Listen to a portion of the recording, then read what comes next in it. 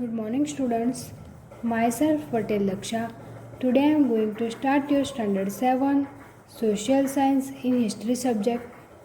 Your chapter number 3 is the Delhi sultan.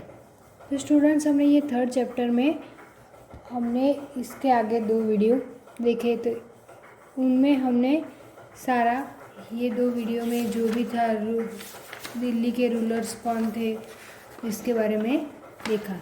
तो आज हम उसके बाद देखेंगे from garrison town to empire and the expansion of the Delhi sultan. तो expansion of the Delhi sultan क्या है उसके बारे में हम देखेंगे.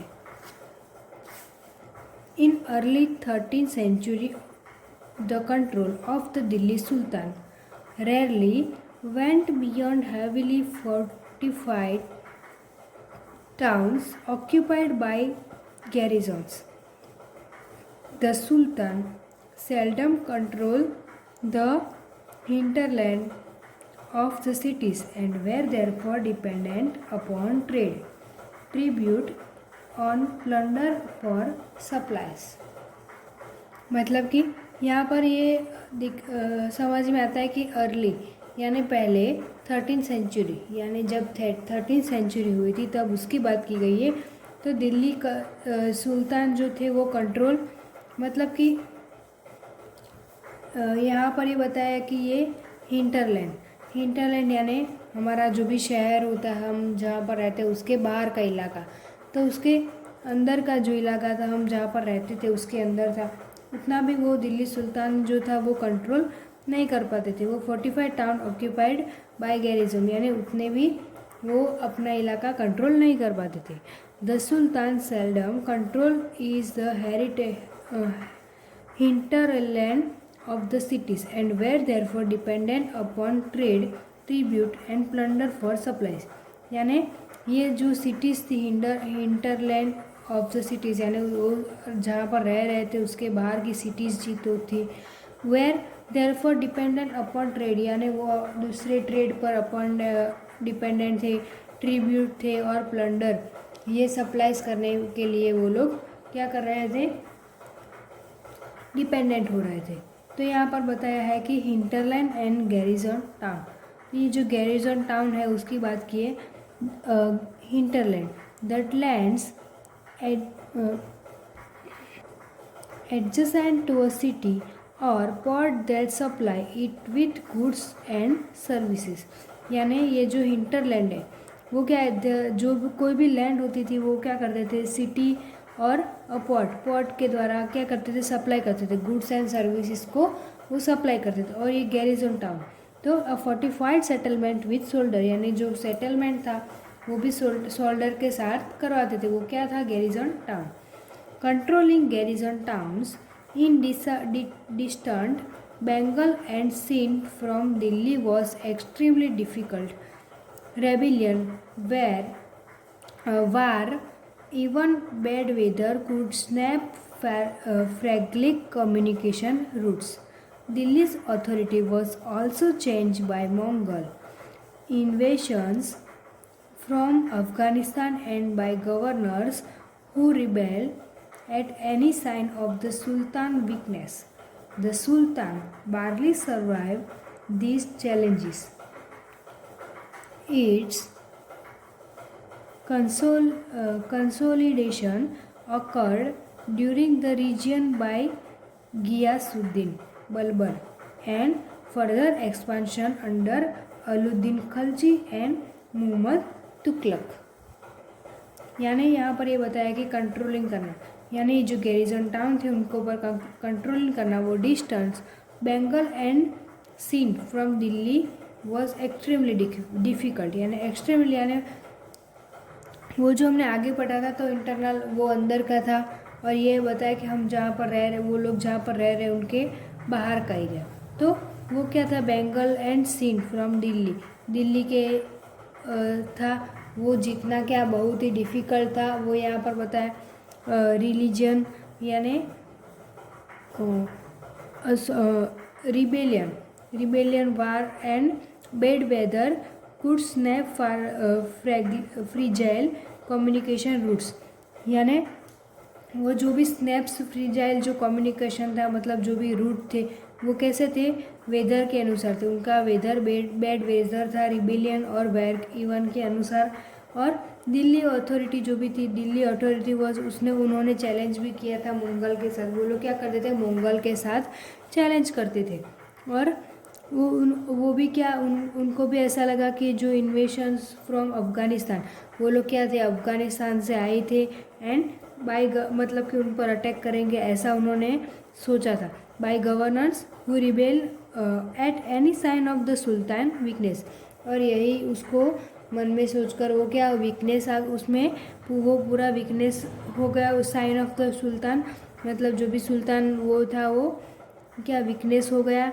और सुल्तान बारली सर्वाइव दिस चैलेंजेस, और सुल्तान जो था वो बारली मतलब वो सर्वाइव हो गए उस चैलेंजेस थे। उससे ऐसा लगा कि वो लोग पूरा हमारा पर अटैक करेंगे, हम कुछ नहीं कर पाएंगे, ऐसा लगा। It's consolidation occur during the region by Ghiyasuddin Balban, यानी वो पूरा ऐसे वीकनेस हो गया। और लेकिन उसके बाद क्या हुआ, तो ये जो गियासुद्दीन बलबन था, फर्दर एक्सपेंशन अंडर कौन था, अलाउद्दीन खलजी था एंड ये मोहम्मद तुगलक, ये सारे लोग आए। और उसके बाद क्या हुआ, तो वो अपना पूरा जो भी मतलब इलाका था वो अपने कंट्रोल में ले लिया। तो इसके बाद क्या हुआ, the first set of campaign along the internal frontier of the sultanate aimed at consolidating and hinterlands of the garrison towns. During this campaign, forests were cleared in the Ganga Yamuna Doab, and hunter-gatherers and postulates expelled from from their habitat. तो यहाँ पर बताए first set of campaign along the internal frontier, यानी जो first जो भी था first ये उनका एक्सपेंशन था वो क्या था, इंटरनल फ्रंटायर। यानी यहाँ पर हम देखें तो हम जहाँ पर रह रहे उसके बाहर जो भी इलाका होता है उसके अगर दूर का इलाका हम देखें, जो हमारे बाहर का इलाका, तो वो क्या होता है, consolidating sultan aim at consolidating the hinterlands and garrison garrison towns, यानी वो जो बाहर का इलाका था उसकी बात की। During this campaign forests were cleared in the Ganga Yamuna doab, यानी जहाँ से वो लोग वहाँ पर रह रहे उसके बाद यहाँ दोनों साइड से जहाँ गंगा और यमुना ऐसे वहाँ से जाती होगी वो क्या हुआ, तो उन्होंने क्या किया, हंटर एंड गैदरर करना और पेस्ट्रोलिट्स एक्सपेल करना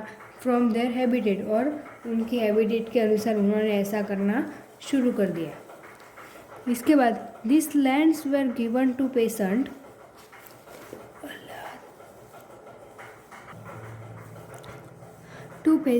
and agriculture was encouraged. New forest garrison town and towns were established to protect trade routes and to promote regional trade. यहाँ पर क्या हुआ कि वो जो इंटरनल मतलब उनका फ्रंटायर जो भी हमने आगे के वीडियो में बात की, तो उसमें यहाँ पर ऐसा बताया गया कि उन्होंने क्या किया, वो जो जगह थी वो लैंड्स थी वो पेशेंट को दे दी, जो पेशेंट थे उनको दे दी, और कहा कि यहाँ पर एग्रीकल्चर वॉज इनकरेज, यानी आप अपना काम करो, वहाँ पर खेती करो। New forest garrison town and towns were establish, यानी न्यू फॉरेस्ट इसको दे दी, गैरिजन टाउन्स बनाए, towns were establish to protect trade routes, यानी वहाँ पर ट्रेड रूट्स बनाने शुरू कर दिए।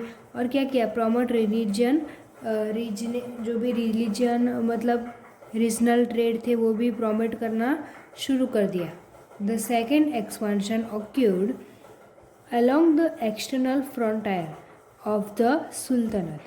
Military expedition into southern India started during the reign of Alauddin Khalji, see map 3, and culminated with Muhammad Tughlaq. In their campaign, Sultanate Araims captured elephants horse and self and carried away precious metals. तो यहाँ पर ये बता रहा है कि the second expansion, यानी जो उनका सेकेंड एक्सपेंशन है। फर्स्ट तो हमने देखा था आगे कि इंटरनल इंफीरियर, तो सेकेंड है एक्सटर्नल, यानी इंटरनल तो जहाँ पर वो लोग रह रहे हैं उनके अंदर का इलाका। तो ये क्या है, जहाँ पर वो लोग रह रहे हैं उनका बाहर का थोड़ी दूर का जो भी इलाका होता है उसकी बात की। ऑफ द सुल्तानात की मिलिट्री एक्सपेडिशन थी उसकी, तो टू साउथर्न इंडिया, यानी जो साउथर्न इंडिया में जो था, यानी उनके बाहर का इलाका था, वहाँ की बात की। जो मिलिट्री एक्सपेडिशन था उसमें India started during the region यानी उन पर शासन करना शुरू कर दिया ऑफ अलाउद्दीन खिलजी ने, यानी अलाउद्दीन खिलजी जो था, खलजी था, उसने शुरू कर दिया।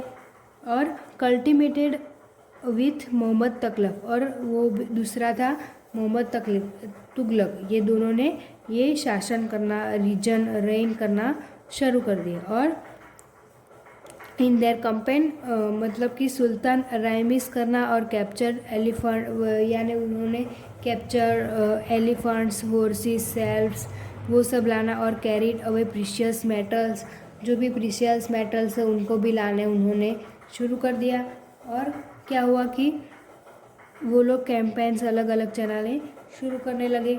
Bye the end of Mohammad Tughlaq region reign 150 years after somewhat humble beginnings, the armies of the Delhi Sultan had marched across a large part of the subcontinent. They had defeated rival armies and seized cities.